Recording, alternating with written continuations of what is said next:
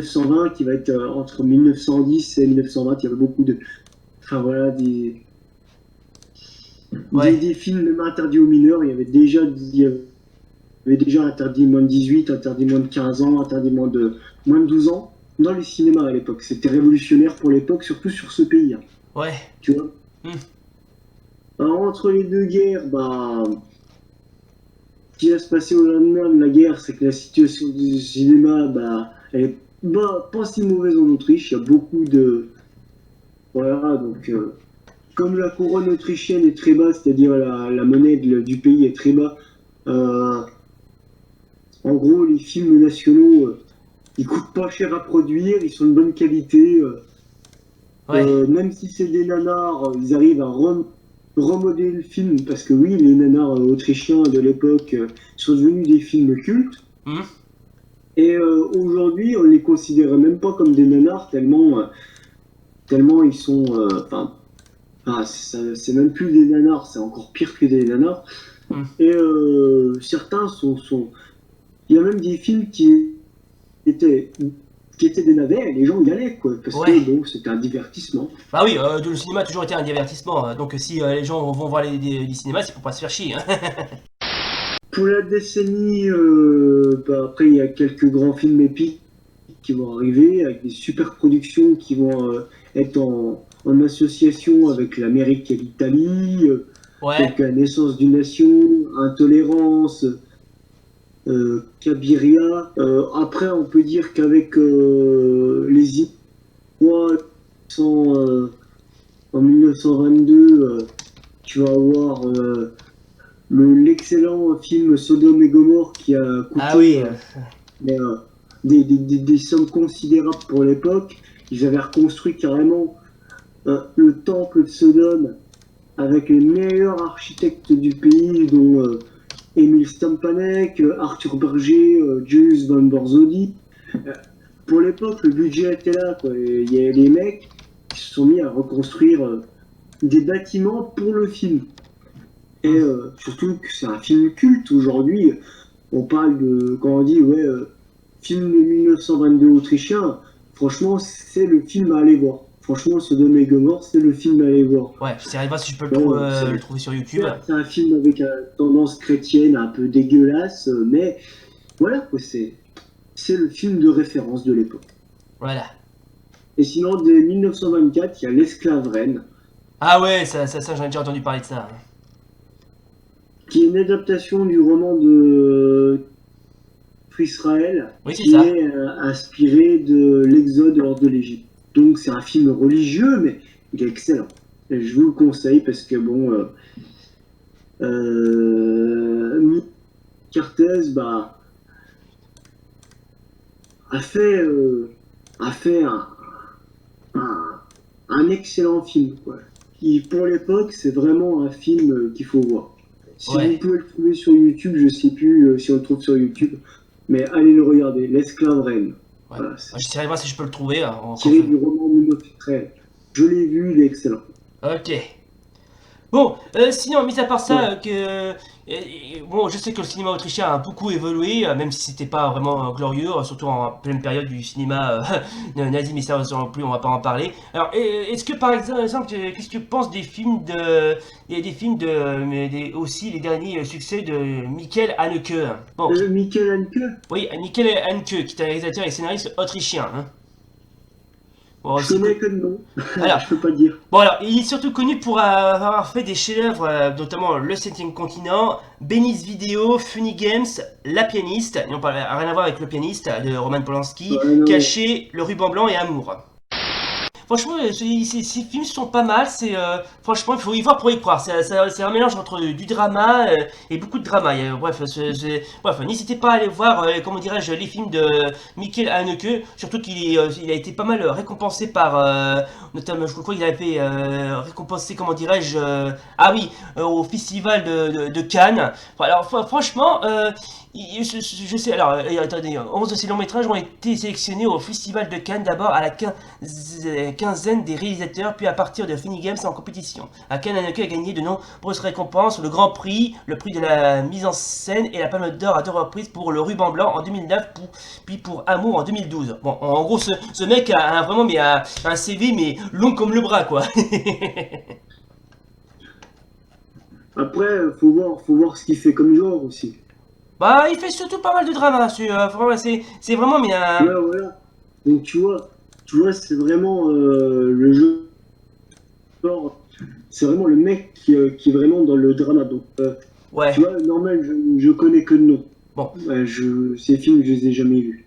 Ouais, bon, c'est pas grave. Tu pourras toujours aller les voir. Dire, Ouais, ouais, j'irai checker le ruban blanc, ça a l'air bien comme film. mais Ça a surtout, l'air bien. mais et surtout, franchement, bon, je sais qu'on a cité pas mal de, comment dirais-je, de réalisateurs, mais celui-là, mais j'en fais vraiment une exception. Franchement, il y a vraiment pas mal de trucs qu'il faut dire à propos des films de Michael Haneke. Il faut dire que c'est vraiment, Ouais, on se croirait au théâtre, quoi. Mais c'est très théâtralisé, très assez drama, assez tragique et bref, ouais, c'est littéralement, mais ces films sont bien foutus, donc ça m'étonne pas qu'il ait remporté pas mal de récompenses au dernier festival de Cannes. Bon, alors si bon, bien, je n'ai pas eu l'occasion de regarder comment dirais-je, quelques-uns de ces films, mais franchement, mais c'est une nuit de coups humains, quoi. Il n'y a pas à dire. mais d'ailleurs, maintenant, on va faire une petite parenthèse pour le cinéma d'animation. Ouais. Est-ce que tu connais Maya l'abeille? Oui, je connais, d'ailleurs, bien sûr, oui, Maya l'abeille, tout le monde connaît ça en plus. Là, tu sais que il y a l'existence d'un long métrage d'animation autrichien Oui, sur Maya l'abeille oui, c'est qui a été vrai. fait en collaboration en 1970 avec, avec une société japonaise. Ouais, qui a donné aussi l'adaptation en série que tout le monde connaît. Ouais, bah justement, la série Maya l'abeille de 1970, qui est une série d'animation japonaise, Hmm. Ouais, on eh connaît. Ouais. ben, aurait dû sortir en film sur une société d'animation autrichienne, mais le film n'est jamais sorti au cinéma parce que la société, enfin le gars qui avait géré, enfin, la société japonaise de télévision et le mangaka en question ont Hmm. refusé le film. Donc le film, il attend encore quelque part dans une société d'animation autrichienne dans une boîte. Voilà. Ouais, surtout que Voilà. il y a un truc que bon, je sais pas si on en a en parlé. Maya l'abeille est à l'origine un livre pour la jeunesse publié par l'écrivain allemand Waldemar Bonsel en 1912. Ouais. Ouais, bah, merci cher Valdemar, sur plus que franchement, je préfère pas trop éviter de le citer parce que déjà il est assez, donc faut dire que ce mec, bon je ne sais pas si exactement si c'est vrai, mais à ce qui paraît il reste controversé par ses sympathies avec le parti nazi durant la Seconde Guerre mondiale en partie par opportunisme. Bon, je sais pas si c'est vrai ou pas, mais Ouais. bon, Ouais, à ce qui paraît. ouais, bon, bref, en gros, on va pas trop parler de lui. Ouais, voilà, oui, oui, je pense. Ouais. Bon, alors attendez. Ah oui, effectivement, ouais, il y a pas mal de films qui parlent, enfin, de, comment dirais-je, avec de Maya l'abeille, notamment la fameuse série de 1975, suivie de Maya l'abeille de 1982. Maya l'abeille, une nouvelle série animée, bon, on s'en fout. Et par contre, le film Maya l'abeille a eu droit à deux films sortis en 2014 et 2018. D'ailleurs, la voix a été prêtée par la chanteuse Ouais, mais Jennifer. ça n'a rien à voir parce que là, le film que je te parle, il devait arriver en 1972 et il n'est jamais arrivé. Ouais, et- ouais ben je sais pas Donc, pourquoi, tu c'est... vois, Mais bon, hein, c'est comme quoi on joue vraiment de malchance. eh ouais. Ouais, bon, bien évidemment, quand on parle du cinéma autrichien, on peut bien sûr parler de diverses personnalités qui ont quasiment percé, non pas que seulement en Autriche, mais partout dans le monde. Par exemple, le fameux Arnold Schwarzenegger, avec bien évidemment ses rôles de Terminator. Bon, bien évidemment, on peut citer... oui. Arnold Schwarzenegger, Ouais, il est C'est plus complexe que ça. Il a des origines. Ouais, justement. Hein. Voilà, justement, ça va ses parents se sont exilés durant la Deuxième Guerre mondiale. Ouais. On ne l'aurait pas eu. Hein. Oh oui. Bon, bien évidemment, on en a aussi d'autres. Bien sûr, il y a Joseph von Sternberg, Eric von Stronheim, Edgar J. Ulmer, pardon, Joe May. Barbara Albert. Voilà, Romy Schneider, qu'on l'a déjà cité tout à l'heure avec dans le rôle de Cécile l'impératrice, Otto Preminger, Billy Wilder. Ah ouais, ouais, hein, il y a quand même des bons noms, il y a quand même du beau nom, hein. Ah ouais, ouais. Hein.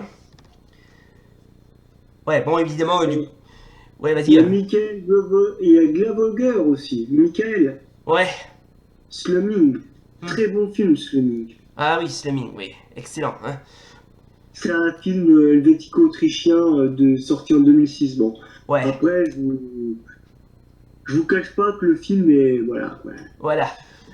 C'est pour. Enfin, allez le voir. Allez Hmm. le voir. Je vous en dis pas plus, c'est surprise. Voilà, je veux dire, s'il le faut, on en mettra. Je mettrai certains liens de film en bas de la description si j'arrive à les trouver, bien évidemment. C'est une comédie dramatique, mais c'est surprise. Ok, Voilà. merci.